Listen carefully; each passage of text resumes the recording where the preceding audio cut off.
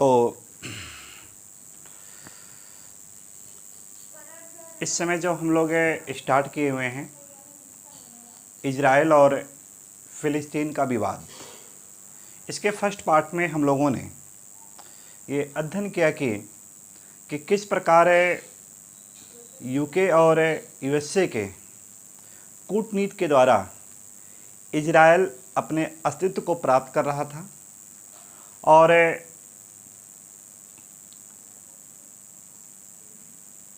UK की वो कौन सी ऐसी नीतियां थी जो लोगों को लालच दे करके इजराइल को जन्म देने में सहायक हुई, जिसके अंतर्गत हम लोगों ने लीग ऑफ नेशन के बारे में भी पढ़ा। लीग ऑफ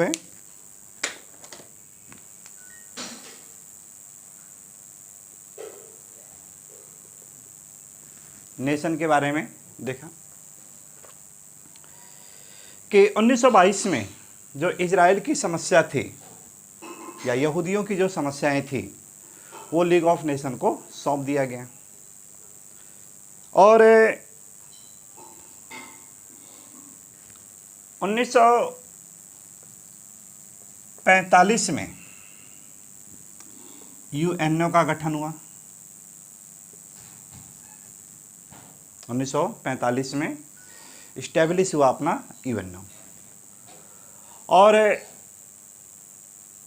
यहूदियों की जो प्रॉब्लम थी वो किसको यानी ट्रांसफ़र कर दिया गया, वो यहूदियों को यानी यूएनओ को ट्रांसफ़र कर दिया गया। और फिर उसके बाद देखा गया कि अगर कोई मामला यूएनओ में गया तो उसका सॉल्यूशन इम्पॉसिबल निकला। हमारे तत्कालीन प्रधानमंत्री जवाहरलाल नेहरू ने भी कश्मीर की समस्या के सॉल्यूशन के लिए यूएनओ में डाला और आज तक वो विवाद का कहीं ना कहीं कारण वो बना रहा। तो इस प्रकार ये देखा गया कि इजराइल की भी समस्या कहाँ चली गई, यूएनओ में चली गई। 1948 में यानी जब भारत स्वतंत्र हो रहा है तो उस समय की ये बात है। ब्रिटेन ने जाते जाते इजराइल को 3 हिस्सों में डिवाइड कर दिया। इजराइल का जो था वो उसको 3 पार्ट में डिवाइड कर लिया उसको।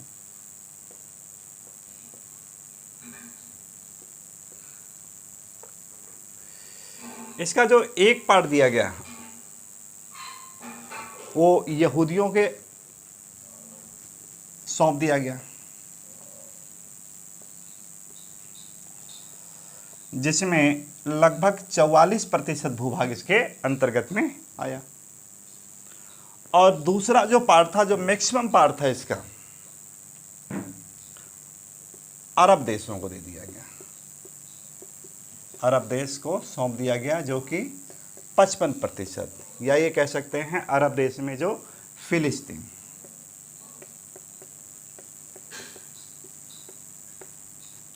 और इसी इजराइल का जो 1% जो हिस्सा था वो सौंप दिया गया जेरूसलम। जेरूसलम को सौंप दिया गया। तो इस प्रकार इन्होंने जाते जाते इसका विभाजन कर गए। जेरूसलम की बात करें बच्चों तो विश्व की जो सबसे पवित्र भूमि है वो क्या आपका है, यही जेरूसलम। पवित्र भूमि है आपका ये, विश्व की सबसे पवित्र भूमि। इसे बताया जाता है कि एक यहूदियों का जो दीवाल है जिसे वेस्टर्न वॉल कहते हैं, वेस्टर्न वॉल के नाम से जाना जाता है, या इसी को वेलिंग वॉल भी नाम दिया जाता है।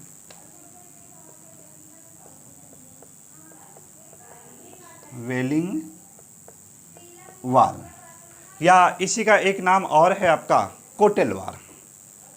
इसी का नेक्स्ट क्या आपका कोटेल वॉल। होटल 1। ये जो पवित्र भूमि थी ये यहूदियों के लिए काफ़ी ज़्यादा महत्वपूर्ण यानी मानी जाती है। ये यानी इसी पवित्र भूमि या इसी जो वाल है, इसी वाल पर ये लोग अपना ये जो धार्मिक कार्यक्रम होता है वो सब का सब वो किया करते हैं। जेरूशलम का जो दूसरा पार्ट है वो ईसा मसीह से रिलेटेड है। ईसा मसीह बताया जाता है कि ईसा मसीह का ही सन 1 ईस्वी को इसी जेरूशलम नामक स्थान पर इनका ये जन्म हुआ था। और इसी जेरूशलम का जो तीसरा हिस्सा है वो मुस्लिम समुदाय से स्थित है। मुस्लिम समुदाय की बात करें बच्चों तो बताया जाता है कि जो मोहम्मद साहब थे वो इसी जेरूशलम नामक स्थान पर उन्होंने पहला अपना उपदेश दिया था। ये कुरान से रिलेटेड जो है वो सारी बातों को यहाँ पे देखने को मिलती है। और वहीं पर जब मोहम्मद साहब की मृत्यु होती है 632 ईस्वी में और 705 ईस्वी में ही यहाँ पर एक मस्जिद बना दी जाती है, अलास्का मस्जिद। अलास्का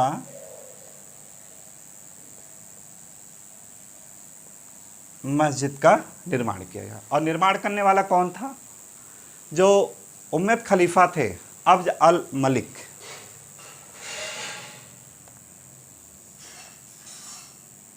अब्द अल मलिक और इन्हीं के शहजादे हैं जो पुत्र हैं अल वालिद। अल वालिद इन्होंने ये मस्जिद का ये निर्माण किया। तो इस प्रकार जो 1% जो भूभाग है उसको यानी नाम रख दिया गया जेरूशलम दे दिया गया। और जेरूशलम को 3 हिस्सों में रखा गया है। एक है ईसा मसीह से रिलेटेड है जहाँ पे ईसाई धर्म, दूसरा है वेस्टर्न वाल या वेलिंग वाल या कोस्टल वाल जिसे कहते हैं, यहूदियों से संबंधित है। और तीसरा आपका है अलास्का मस्जिद जिसका निर्माण अब्द अल मलिक या अल वालिद लोगों ने मिल करके किया था 705 ईस्वी में। ये मुस्लिम समुदाय से रिलेट। तो इस प्रकार जेरूशलम को कहा जाता है 3 धर्मों का यानी वहाँ पे ये स्थान है, ये पवित्र भूमि के रूप में जाना जाता है। तो ये इतनी जो बातें हो गई ये किससे संबंधित हो गई है कि जेरूशलम का जो विभाजन हो रहा है वहाँ से कोरिलेटेड हो गया है। और इसी के साथ साथ हम लोगों देखेंगे कि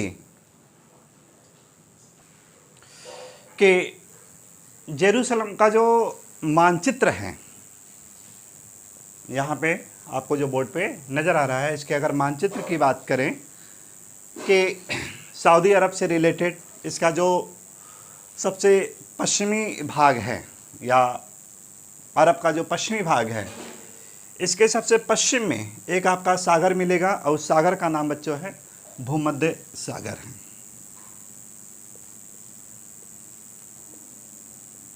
भूमध्य सागर।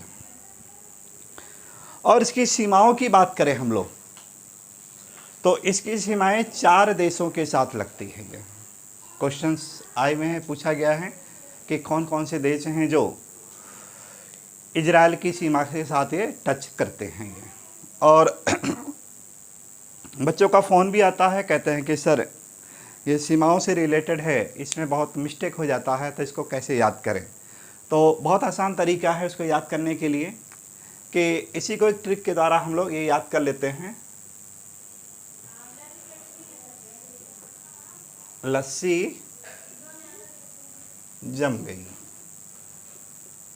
लस्सी जम गई। ला से क्या होगा? लेबनान। ला से क्या होगा? बोलिए, लेबनान। ला से क्या होता है? लेबनान। सा से क्या होगा? सीरिया। सा से क्या नाम हुआ? सीरिया। और जा से क्या हो जाएगा? जॉर्डन। जा से क्या नाम रख दिया गया? जॉर्डन। और माँ से हो गई मिस्र। माँ से क्या नाम हो गया? मिस्र। गया है, इसको काट दीजिएगा। तो इस प्रकार इसकी जो सीमाएं हैं 4 देशों के साथ लगती है। उत्तर में देखें तो यहाँ पे आपका ये लेबनान स्थित है, ये जो कि इसके साथ ये सीमा इस तरह से ऐसे, ये बिल्कुल छोटा सा देश ऐसे है, ये टच करता है लेबनान। इसके थोड़ा सा पूरब की तरफ जाते हैं तो आपका जो देश मिलेगा वो सीरिया मिलेगा। और पश्चिम की तरफ देखें हम लोग बच्चों, तो इसी की सीमा के सारे एक नदी प्रवाहित होती है, जॉर्डन नदी। जॉर्डन है नदी, जॉर्डन नदी। और जॉर्डन के इधर आपका जो पूरा पूरब की तरफ है, सॉरी, तो यहाँ पे आपका है एक देश है जॉर्डन। और दोनों की सीमाओं पर एक झील पाई जाती है और झील का नाम क्या है? मृत सागर। मृत सागर, जो कि विश्व की सबसे गहरी झील के रूप में जानी जाती है।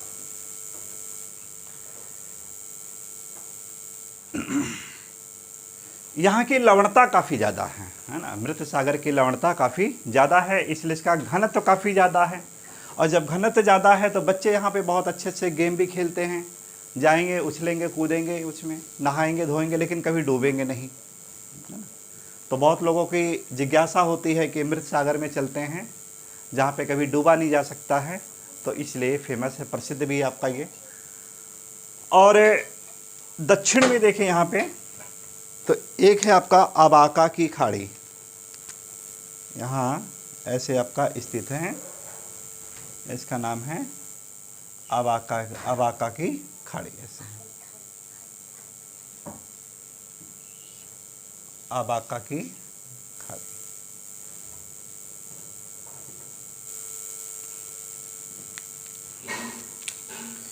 जो ये वाला पोर्शन है आपका, ये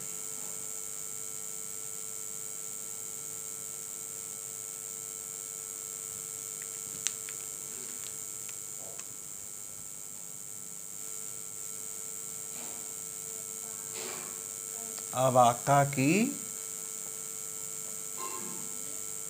खाड़ी। और दूसरी तरफ है जो पूरब की तरफ, ये जो हिस्सा है इसका नाम है स्वेज की खाड़ी। स्वेज की खाड़ी। और मध्य वाला जो हिस्सा बच्चों है, ये जो पार्ट इस तरह से बच गया भूभाग, इसे नाम दिया जाता है सिनाई प्रायद्वीप कहते हैं इसे। क्या नाम दिया गया है बताइए सुदीक्षा? कौन सा प्रायद्वीप है? तो उत्तर क्या होगा? सिनाई प्रायद्वीप। क्या नाम है? वेरी गुड, शाबाश। सिनाई प्रायद्वीप। जो सिनाई प्रायद्वीप है ये मिस्र का भाग है। ये किसका पार्ट है? ये मिस्र का ये पार्ट हुआ ये। तो इस तरह से इसकी सीमाओं से कोरिलेटेड हो गया कि कैसे कैसे ये यानी ये स्थित है। अब जो ब्रिटेन वाले थे, इनकी जो नीति है इतनी गंदी है कि कितना भी इनके लिए शर्मसार वर्ड कहिए कम है। ये भारत को जाते जाते इस तरह से ऐसा डिवाइड किया कि आज तक वो समस्या यानी उसका सॉल्यूशन नहीं हो पाया। अगर वही सही से जाते जाते बढ़िया से डिवाइड कर दिए होते तो आराम से चैन से रहते हैं। कि अगर भारत की बात करें हम लोग तो भारत का जो कुछ इस तरह से ऐसे पार्ट आपका ही है।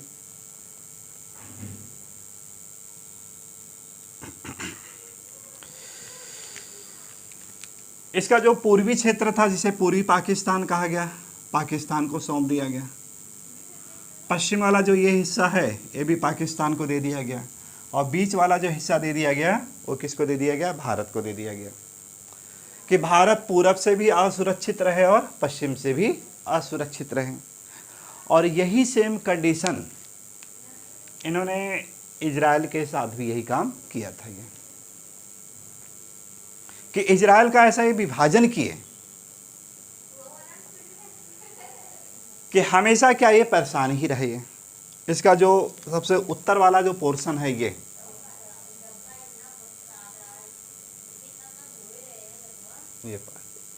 ये फिलिस्तीनियों को दे दिया गया। वेस्टर्न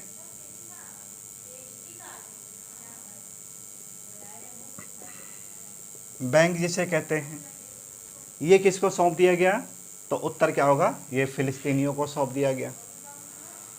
और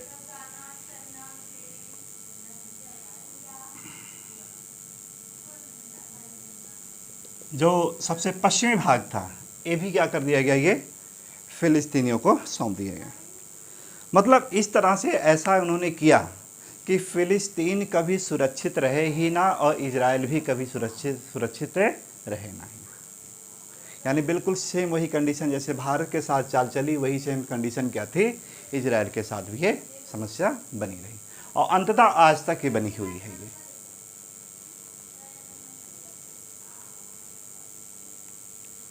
ये तो एक छोटा सा आपका हल्का सा आपको बताया मैपिंग के द्वारा कि क्या यानी कैसे कैसे इसकी सीमाएं हैं और किस तरह से ये विवादित बना हुआ है। अब जब देखिए इजराइल वहाँ पे स्थापित कर दिया गया, तो क्या इजराइल इतनी आसानी से उस भाग पर बना रहा या उसको संघर्षों का सामना करना पड़ा। तो पता चला कि जब ये यहाँ पे स्थापित हुआ तो किसी भी जमीन पर कोई भी अपना भूभाग जब स्थापित करता है वो, तो इतनी आसानी से वो नहीं मिल पाती है, वो बहुत उसके लंबा यानी संघर्ष से सहना पड़ता है ये। और उसी के परिणामता देखा जाए तो यहाँ पे इजराइल और अरब के बीच में 5 युद्ध हुए हैं अब तक के, ये यानी मुख्य रूप से युद्ध के रूप में जाने जाते हैं। और इन्हीं में से जो पहला युद्ध होता है बच्चों, वो है आपका 1948 का अरब युद्ध, 1948 अरब युद्ध। जब यूएन ने ये बात रखी कि यहूदियों की समस्याओं को दूर किया जाए और इस प्रकार यहाँ का जो पश्चिमी भाग है, कुछ भाग है जो कि फ़िलिस्तीनियों को सौंप दिया जाए और बीच में जो ये जो वाइट वाला जो पूरा पोर्शन है ये किसको दे दिया जाए, ये आपका यहूदियों को दे दिया जाए, जो कि 44% भूभाग था ये। अब जब ये यहाँ पे स्थापित हुआ तो जो अरब कंट्री थे आते ही इसके ऊपर यानी ये वार करना शुरू कर दिया। एक तरफ से जॉर्डन था, ये अटैक करना शुरू कर दिया, दूसरा था सऊदी अरब, ये अटैक करना शुरू कर दिया, इधर से सीरिया लग गया, यहाँ से लेबनान था वो अटैक कर दिया, इधर से सिनाई प्रायद्वीप ये सब अटैक कर दिए, उधर इराक भी यानी पीछे नहीं हटा, वो भी यानी इसके ऊपर अटैक कर दिया। अब अचानक कितना है कि चारों तरफ से जब युद्ध से यानी घेर लेना, अब इजराइल के सामने बड़ी समस्या है कि बड़ी मुश्किल से ये तो भूभाग हमको मिला और अगर यहाँ से अब छोड़ दिए तो अब कहीं स्थान मिलना नहीं है। और इन्होंने जम करके लड़ाई किया, डू एंड डाई, या तो कुछ कर जाओ या तो फिर मर जाओ। कभी कभी हम लोगों के साथ भी ऐसा होती है घटना कि जब किसी का ऑप्शन नहीं होता है और वहाँ पर हम लोग पूरा का पूरा अपना जो एफर्ट होता है वो लगा देते हैं। वो जैसा कि देखा होगा कि जब लास्ट अटैम्प्ट होते हैं, ओवर एज होने की बात आती है तो पूरी जितनी एनर्जी होती है पढ़ाई में वो लगा देना, या जब किसी के द्वारा जब अटैक किया जाता है और बचने का कोई रास्ता नहीं होता है तो वहाँ पर हम लोग अपनी पूरी कैपेसिटी का प्रयोग कर देते हैं। यही सेम कंडीशन यहाँ पे इजराइल ने भी यही काम किया कि अब उसके पास भागने का कोई चांस था ही नहीं, और जब भागने का चांस नहीं था तो इन्होंने मिल करके इतना एफर्ट करके इसको लड़ा और अंततः क्या हुआ कि 6 देशों को यानी ये हरा दिए गए, और ये इजराइल के लिए एक सबसे प्रमुख प्राथमिकता हो गई कि अब वो अपने आप को वहाँ पे स्थापित कर ले जाएंगे। तो इस प्रकार 1948 का ये पहला वार यानी ये समाप्त होता है। इसके बाद दूसरे युद्ध की बात करें हम लोग आगे चल करके, तो दूसरा जो युद्ध होता है वो स्वेज युद्ध के नाम से जाना जाता है। स्वेज युद्ध कब हुआ है? तो उत्तर क्या होगा? 1956 को होता है। अब स्वेज की बात करें तो स्वेज यहाँ का एक प्रमुख नहर है जो कि विश्व के सबसे लंबी नहरों में से एक मानी जाती है। व्यापारिक दृष्टिकोण से बहुत ही व्यस्ततम यानी सबसे व्यस्ततम मार्गों में से एक माना जाता है। डेली कई सैकड़ों यहाँ से जहाज है जो कि गुजरते चले जाते हैं।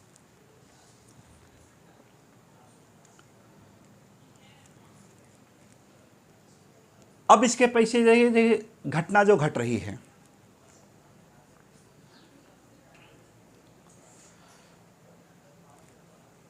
मिस्र है, उसने यूएसए से कुछ हथियार की मांग की, यूएसए से हथियार की मांग की, और जैसे ही यूएसए देने वाला था तो इधर से जो यूके था उसने क्या किया, इसको मना कर दिया कि नहीं, अगर उसको हथियार दे दिए आप तो काफ़ी ज़्यादा पावरफुल हो जाएगा, और जब पावरफुल आएगा तो यहाँ पे जो शक्ति संतुलन के लिए हम लोगों ने इजराइल को यहाँ पर स्थापित किया है तो इजराइल वहाँ पर क्या होगा, कमज़ोर पड़ जाएगा। अब मिस्र क्या किया, फिर ये सीधे यानी गया यूएसएसआर के पास और वहाँ से उसने इसकी सहायता मांगी। यूएसएसआर ने हथियार दे दिया और इस प्रकार जो इसकी घनिष्ठता थी यूएसएसआर के प्रति यानी ज़्यादा हो गई, और यूएसए और यूके से क्या हुआ, इसकी दूरियां अपने आप बढ़ती शुरू हो गई हैं।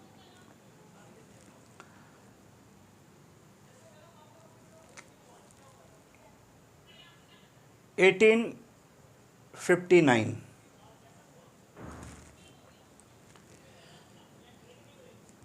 मिस्र ने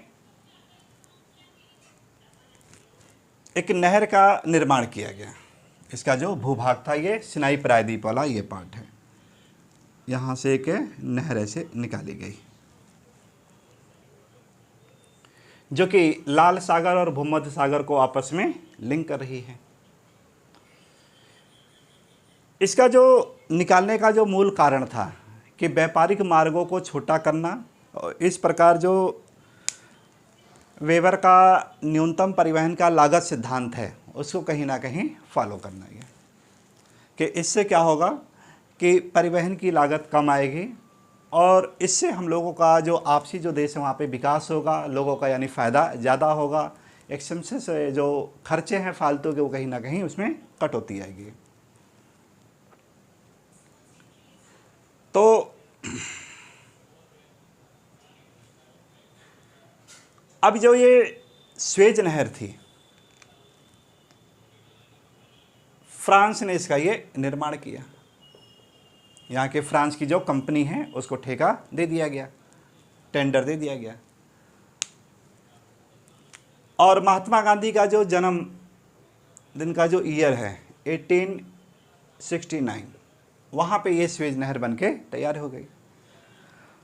और जब ये टेंडर दिया गया तो उसमें हुआ कि 100 साल तक के लिए इसका जो पूरा का पूरा खर्चा है कर है वो फ्रांस यानी वसूलेगा। लेकिन जैसे ही ये 3-4 साल बचे ही रह गए, 1956 में ही ये बौखला गया कि अब हमको मिलने वाला है स्वेज नहर, इससे हमारी इनकम काफ़ी ज़्यादा होगी। और उसी समय का ये दौर है, विश्व की जो सबसे लंबी नदी है नील, और इसी पर मिस्र का एक डैम का प्रोजेक्ट चालू हुआ, आसवान डैम। आसवान डैम का प्रोजेक्ट चालू हुआ। और जब देखा कि मिस्र की ओवर कॉन्फिडेंस हो रही थी, तो फ्रांस ने इस प्रोजेक्ट से जो टेंडर लिया था कंपनी ने, उसको वापस बुला लिया। अंततः वादे के अनुसार 1959 को स्वेज का जो कर वसूलने का अधिकार है वो किसको दे दिया गया? मिस्र को दे दिया गया। और बच्चों जब देखिए यहाँ पे मिस्र को इसका टेंडर जब दिया गया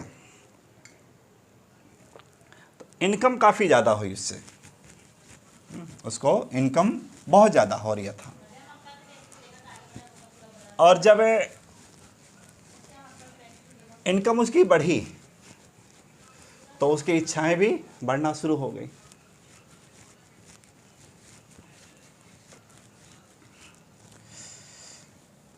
मानचित्र पे देखें हम लोग कि ये अफ्रीका महाद्वीप,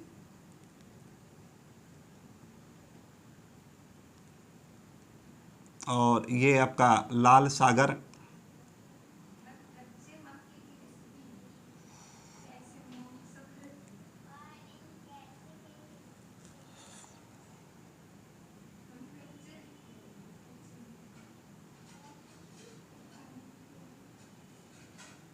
और ये देखिए आपका है भूमध्य सागर से कोरिलेटेड। और यहीं पर देखिए आपका ये स्वेज नहर ये बनाई गई थी। अधिकार पाते ही मिस्र ने क्या किया, अपनी इच्छा से जिसको चाहता था उसको इस रास्ते से व्यापार करना देता था, और जिसको चाहे उसको मना कर, भाई इसका पूर्ण अधिकार है, हम नहीं जाने देंगे। तो यहीं पर मिस्र जो सबसे बड़ी गलती कर बैठा कि सभी जहाज़ों को तो जाने देंगे, लेकिन जो इजराइल के जहाज़ होंगे उसको नहीं जाने देंगे, किसी हर हाल में नहीं। अब ये इजराइल की अर्थव्यवस्था के लिए देखा जाए तो बहुत ही उसके विरुद्ध था। इजराइल क्या करता भी है कि अबाका की खाड़ी से लाल सागर होते हुए, केप ऑफ गुड ऑफ होते हुए, तब जाकर के यूके से व्यापार करता था ये। और इस प्रकार इसके परिणामतः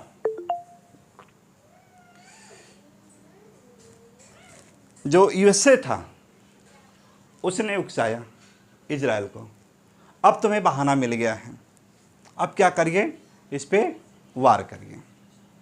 और जब वार करेंगे तो हम लोग क्या करेंगे, आपका साथ देंगे। ये सब जो नीतियां बनाने वाले थे, यहाँ के राष्ट्रपति थे मिस्र के नासिर, उनकी ये पूरी सोच की ये उपस्थिति है।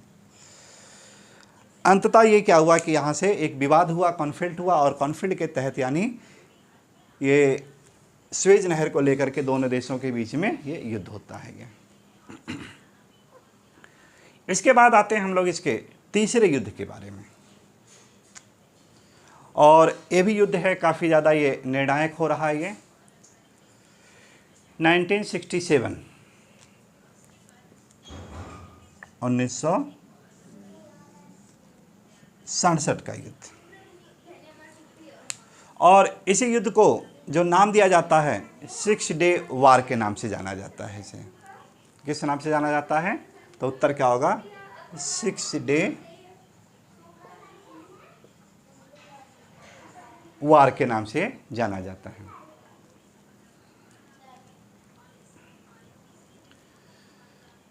उन्नीस सौ सड़सठ की बात करें तो इजराइल के पास कोई रेडियो सिग्नल नहीं था। जैसे हमारे यहाँ विविध भारती का जो प्रसारण होता था, तो ऐसे रेडियो का एक प्रसारण होता था, और जो रेडियो का प्रसारण होता था मिस्र के पास था रेडियो सिग्नल।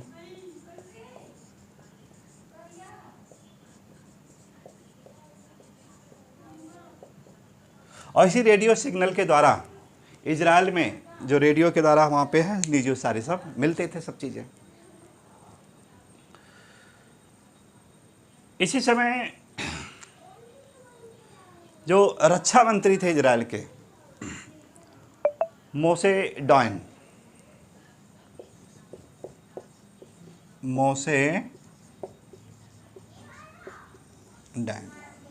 मोसे डायन के बारे में बताया जाता है कि 1948 के युद्ध में जो पहला अरब युद्ध हुआ था, इसमें इनकी बहुत महत्वपूर्ण भूमिका थी।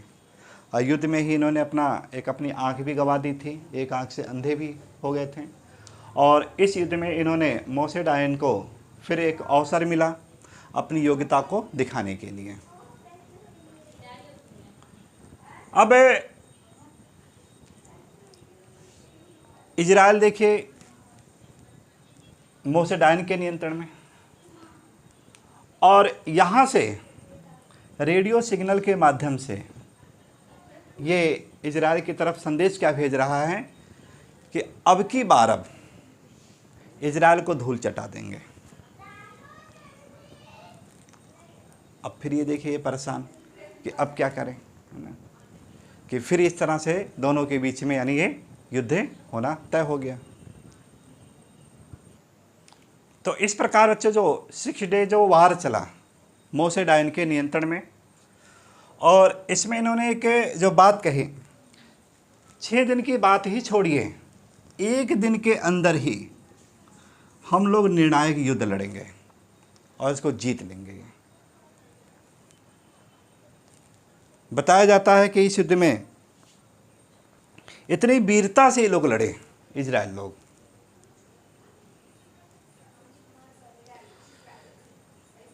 उधर से उत्तर की तरफ सीरिया, पश्चिम की तरफ जॉर्डन, दक्षिण की तरफ मिस्र, और अंततः 6 दिन के अंदर ही अंदर इन्होंने युद्ध को जीत लिया। और जब युद्ध को जीत लिया तो ये हुआ कि अब चलते हैं, आते हैं हम लोग इसके भूमि के बंटवारे के लिए, कि बटाई प्रक्रिया अब हम लोग शुरू करते हैं कि जितनी मनमानी करनी थी आप लोगों ने अब कर लिया। तो इसके साथ जो लगा हुआ क्षेत्र था गाजा पट्टी, अबाका की खाड़ी में ये गाजा पट्टी, तो इस गाजा पट्टी पर किसका अधिकार हो गया?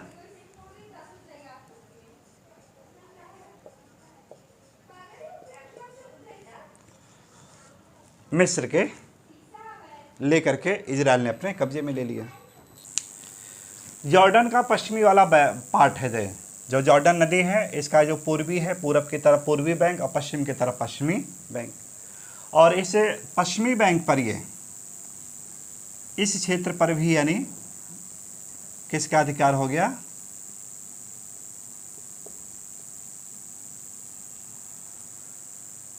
इजराइल का। और उत्तर में जो है स्थित है गोलन हाइट, गोलन हाइट की पहाड़ी, और उस गोलन हाइट पर भी किसका अधिकार हो जाता है? इजराइल के कब्जे में आ जा रहा है ये। तो जॉर्डन से पश्चिम बैंक ले लिया, सीरिया से गोलन हाइट की जो पहाड़ी थी उसको ले लिया, और मिस्र से गाजा पट्टी था जो ये अपने कब्जे में कर लिया। कि अब जाइए, अब बहुत ज़्यादा आप लोग हल्ला मचा रहे थे।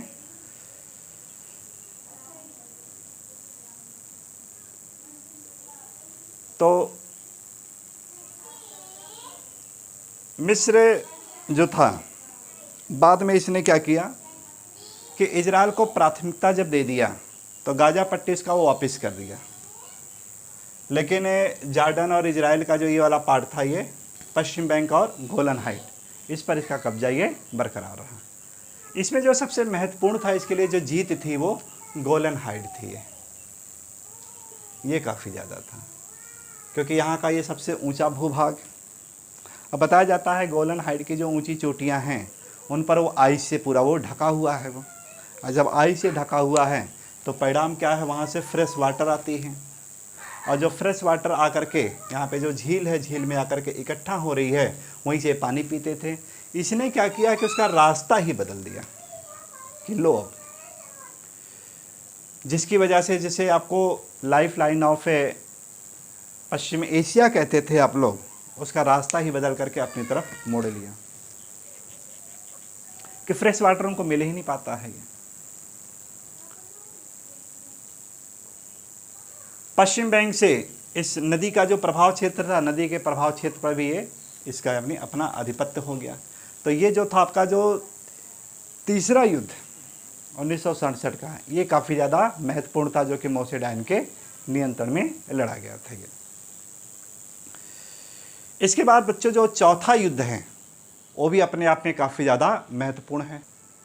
तो चौथा जो युद्ध होता है ये भी अपने ऐतिहासिक घटनाओं में काफ़ी ज़्यादा महत्वपूर्ण होता है, और इसी चौथे युद्ध को जो नाम देते हैं बच्चों योम कीपर वार। योम कीपर वार।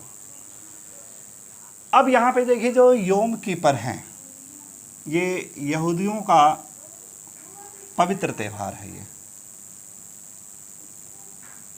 यहूदियों का क्या है, ये सबसे महत्वपूर्ण त्यौहार है। उसी प्रकार है इसकी जो तुलना करते हैं, जैसे हिंदू में होली दीपावली, ईसाइयों में गुड फ्राइडे, और इस्लाम में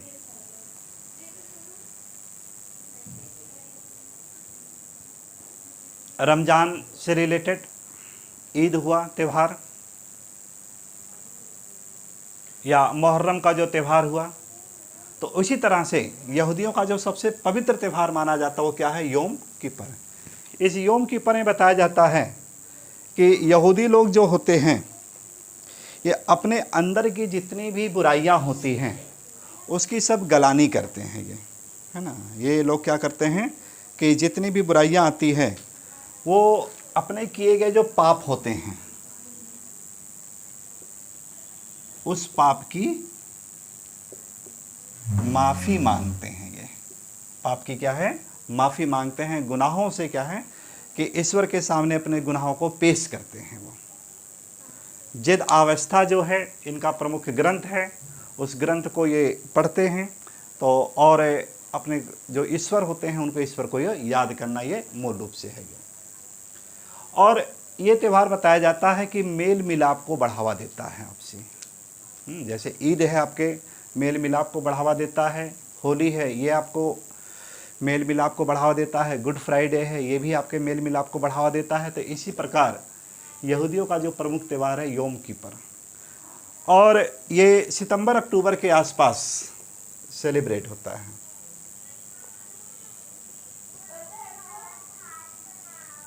ये प्रत्येक वर्ष मनाया जाता है। और इसी समय ये बात आई कि इधर से मिस्र ने और उधर से सीरिया, और बीच में पड़ा आपका इजराइल, घेर करके मारने की बात है।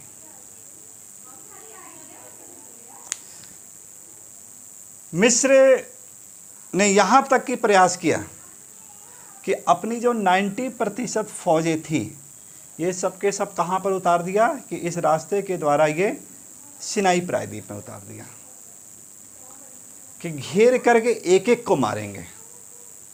और उधर से जो सीरिया था वो यानी अटैक करना शुरू कर दिया।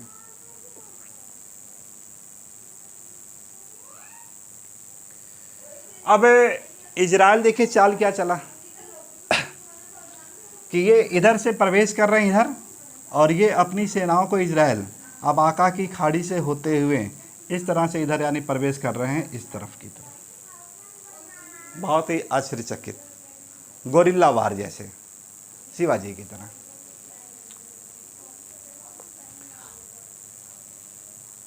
अब ये इधर से गोला इधर की तरफ दाग रहे हैं और पीछे से ये गोला इधर की तरफ ये इनके ऊपर अटैक कर रहे हैं।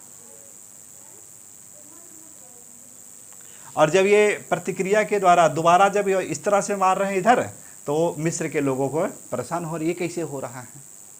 तो पता चला कि इधर से पीछे से क्या है, इजराइल आकर के ये अटैक कर दिया है। यहां पे बताया जाता है कि इजराइल इतनी वीरता से लड़ा कि सीरिया की राजधानी दमिश्क तक इसकी यानी सेनाएं चली गई। अब बताइए किसी के कैपिटल पर अगर जा कर के कोई अटैक कर दे तो उस देश का क्या असर होगा। तो इस प्रकार बच्चों ये जो चौथा जो युद्ध हुआ 1973 का, जिसे यानी नाम दिया जाता है योम कीपर वार, ये भी अपने आप में बहुत बड़ा निर्णायक हुआ। युद्ध के पश्चात एक तरफ जो मिस्र था और दूसरी तरफ ये सीरिया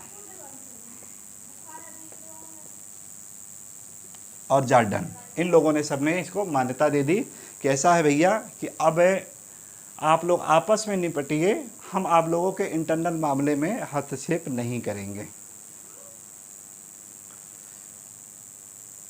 तो अब मान्यता मिलने पर ये बहुत खुश हुआ, चलिए ठीक है कि पश्चिम से रिलेटेड इतनी मान्यता मिल गई, अपने आप में काफ़ी अच्छी बात है।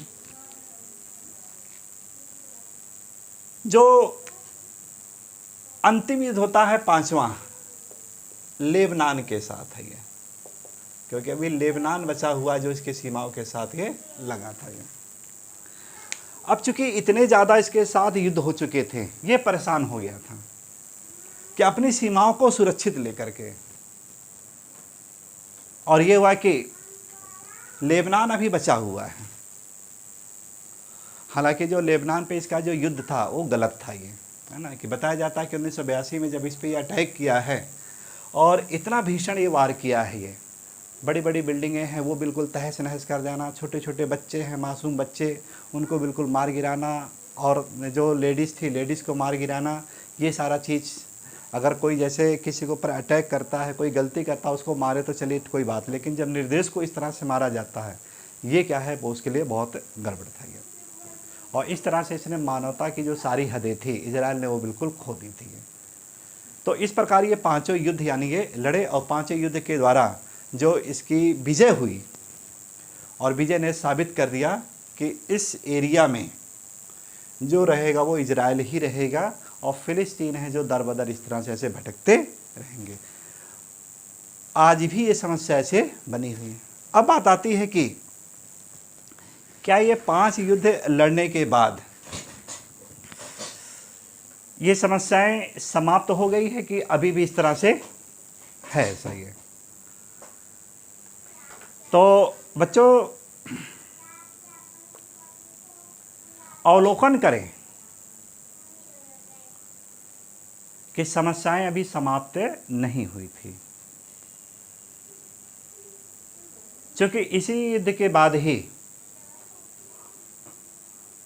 1983 में फिलिस्तीन में हमस जो संगठन होता है उसकी स्थापना हो जाती है।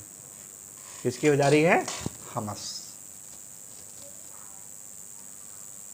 अब हमस के बारे में लोगों का अपना अपना जिक्र है। फिलिस्तीन का मानना है या अरब देशों का जो मानना है कि हमस इनके लिए एक उपयोगी संस्था है, इनके लिए आर्मी की बात करता है, और वहीं पर यूके और यूएसए जैसे देश हैं उसको आतंकवादी घोषित करते हैं। दूसरी ओर है आईएसआई का गठन हो जाना।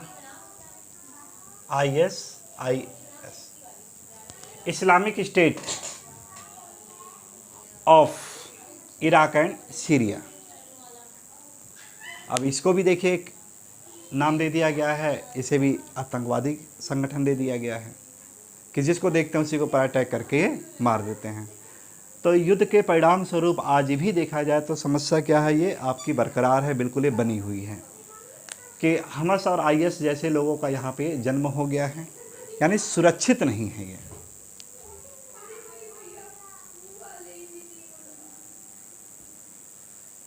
तो कुछ अपने जो निजी स्वार्थों के द्वारा,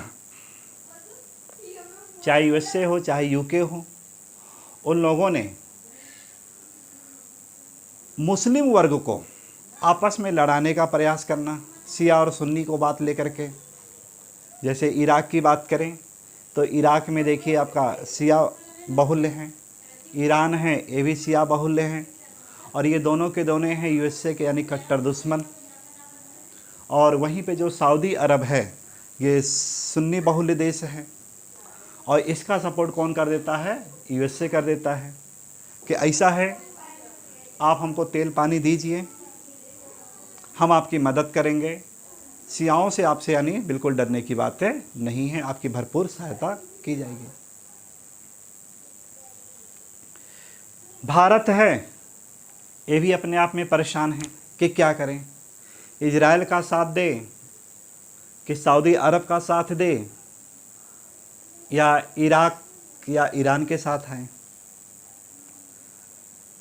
तो यहाँ पे भारत ने जो अपनी एक कुशल कूटनीति की जो बात करें, डिप्लोमेसी की, उसको रणनीति अपनाया है। भारत चाहता है कि उसके रोज़गार के अवसर भी बने रहें क्योंकि भारत के बहुत से जो लोग हैं सऊदी अरब की तरफ उनको लोगों को रोज़गार मिला है, यूएई की तरफ दुबई में मिला हुआ है, यमन है वहाँ पर लोगों को रोज़गार मिला है। तो अगर सऊदी अरब के साथ कोई समस्या हुई भारत का संबंध, तो उनको यानी बेरोज़गारी का कहीं ना कहीं हाथ धोना पड़ेगा।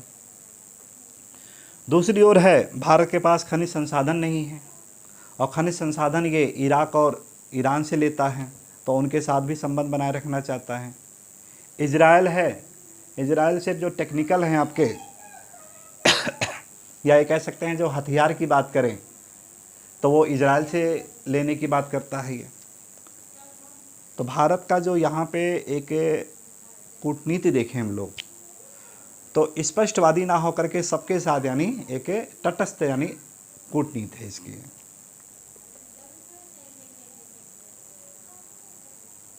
अब पश्चिम एशिया का अगर कोई देश है,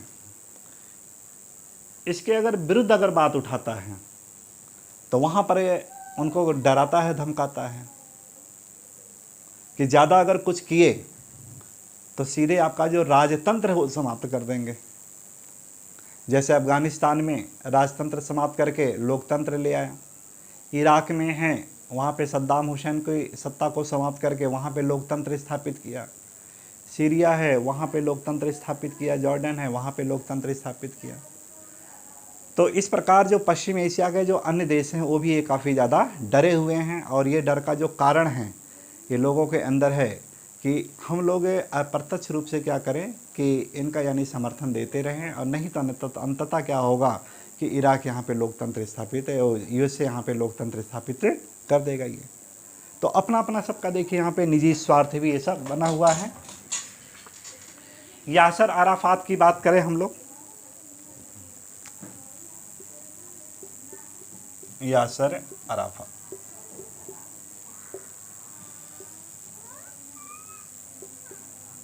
जो कि फ़िलिस्तीनियों के राष्ट्राध्यक्ष भी रह चुके हैं अपने, इनकी तुलना है भारत के महात्मा गांधी से की जाती है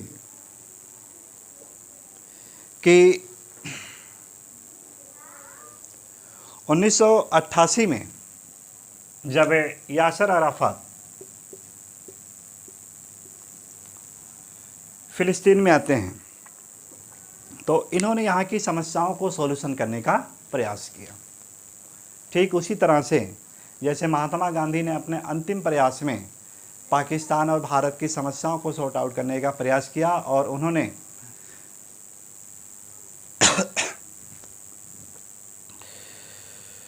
काफ़ी सफलता भी प्राप्त की। गांधी का बहुत बड़ा योगदान था जो कि पूर्वी पाकिस्तान की समस्या को रोक देना, ये अपने आप में बहुत बड़ी चीज़ थी, चैलेंजेस। लेकिन वहीं पर कुछ लोगों ने इसको दूसरे दृष्टिकोण से देखा कि नहीं, गांधी के द्वारा पाकिस्तान को श्रेय मिल जाएगा, उसको बढ़ावा मिल जाएगा तो वो और ज़्यादा शक्तिशाली होगा। सबका अपना अपना नज़रिया था, गांधी का अपना नज़रिया था और जो दूसरे लोग थे उनका अपना नज़रिया था। लेकिन इस नज़रियों में देखा जाए तो एक चीज़ ये तो बात थी कि गांधी की जो सोच थी वो बिल्कुल राष्ट्रवादी भावना थी। वो अगर राष्ट्रवादी भावना नहीं होती, कुछ लोग इस तरह से कहते हैं कि नहीं गांधी गलत करते थे, तो अगर किसी को अगर ये लगे तो एक बार आप लोग क्या करिएगा कि स्पाइक मैन की जो पुस्तक है ज्योग्राफी ऑफ द पीस, एक बार ज़रूर उसको पढ़ने का प्रयास करिएगा कि वो व्यक्ति सबसे ज़्यादा महान होता है जो लगे हुए आग को बुझाने का प्रयास करता है, ना कि वो व्यक्ति ज़्यादा ग्रेट बन जाए कि जो जलती हुई आग में और घी डाल दे। और हुआ भी देखिए कि कुछ लोगों ने अपने अनुसार उसको सॉर्ट आउट करने का प्रयास किया, लेकिन आज भी वो समस्या कहीं ना कहीं बनी हुई है। वो यासर अराफात की भी नीतियाँ कुछ गांधी की ही तरह थी। वो इन्होंने भी यही चीज़ किया कि यूएसए से जा कर के समझौता किया, यूके से मिले वहाँ पर उससे समझौता किया कि ऐसा है बहुत दिन हो गया, काफ़ी चीज़ें हो गई, अब इस समस्याओं को सॉर्ट आउट कर दिया जाए। लेकिन इसी बीच में कहा जाता है कि यासर अराफात की कुछ अज्ञात लोगों ने, अब उसे मर्डर कह दिया जाए कि कैसे क्या है ना, कि उनकी जीवन लीला समाप्त हो गई। कि कुछ लोग चाहते ही नहीं थे समस्या यानी दूर हो, समस्या को उलझाए रखना वो अपने निजी स्वार्थ के लिए। तो जब तक अगर हाँ ये बात तो तय थी कि अगर गांधी जी जीवित होते तो शायद इतनी बड़ी नौबत आज नहीं आई होती भारत पाकिस्तान की। और उसी प्रकार है, अगर यासर अराफात जीवित होते तो ये फ़िलिस्तीन की समस्या आज इतनी बड़ी ज़्यादा समस्या नहीं होती, अपने आप ये सॉर्ट आउट हो जाता है। लेकिन क्या हुआ कि कोई इसमें रहा नहीं है। तो खैर चलिए, सब विवाद के विषय हैं, अपने अपने सबका अपनी अपनी सोच है। ठीक, तो अगर किसी को कुछ लगे तो एक बार ज़रूर उस पुस्तक को ज़रूर पढ़िएगा जो मैंने बताई है कि ज्योग्राफी ऑफ द पीस। बहुत ही महत्वपूर्ण पुस्तक है ये स्पाइक मैन की, कि विश्व में शांति कैसे स्थापित किया जाए, अमन चैन कैसे स्थापित किया जाए, इसी का सबसे बड़ा प्रयास होता है। स्पाइक मैन तो व्यक्ति मर जाता है, लेकिन उसी पुस्तक के चलते आगे चलकर यूएनओ का गठन होता है, नाटो जैसे संस्था है उसका गठन हो रहा है। ये सब चीज़ें, तो ये सब चीज़ें देखिए, जो एक 105 सालों की जो पूरी की पूरी कहानी थी, इसको हम लोगों ने बहुत ही संक्षिप्त तरीके से 2 लेक्चर में लाने का प्रयास किया। इसका जो प्रारंभिक जो लेक्चर था, दौर था, उसमें हम लोगों ने देखा कि किस प्रकार ये इजराइल अस्तित्व में आ रहा था, और दूसरा जो फेज़ है कैसे उसका स्ट्रगल का ये फेज़ हुआ ये, और फिर तीसरे में देखें तो ये आपका है जो कि समस्या यानी इसका निराकरण कैसे किया जाए, है ना। और यहाँ से क्वेश्चन है बच्चों, आना तो तय होता है, ये तो मान के चलिए, क्योंकि ये न्यूज़ का हमेशा विषय बना रहता है। आज ये वर्तमान में भी देखा जाए कि बहुत से जो लोग हैं जो वीज़ा बनाए हैं पश्चिम एशिया के देश के जाने के लिए नहीं जा पा रहे हैं। क्यों? क्योंकि वहाँ पे युद्ध छिड़ने की प्रबल संभावनाएं हैं। तो समस्याएं सॉर्ट आउट नहीं हो पा रही है। ये कैसे किया जाए, कैसे हो सकता है, ये हमारा और आपका ये विचार का विषय बना हुआ है। इस पे नए नए शोध या रिसर्च होते रहते हैं कि किस तरह से अमन चैन से मिले हम लोग रहें, और ताकि आपसी भाईचारा बना रहे। आपसी जो द्वेष की भावनाएं हैं वो दूर होती रहें। तो फिर मिलेंगे हम लोग नेक्स्ट वीडियो के साथ। आगे इसी में जो सऊदी अरब है उसको हम लोग कंटिन्यू लेकर के आएंगे।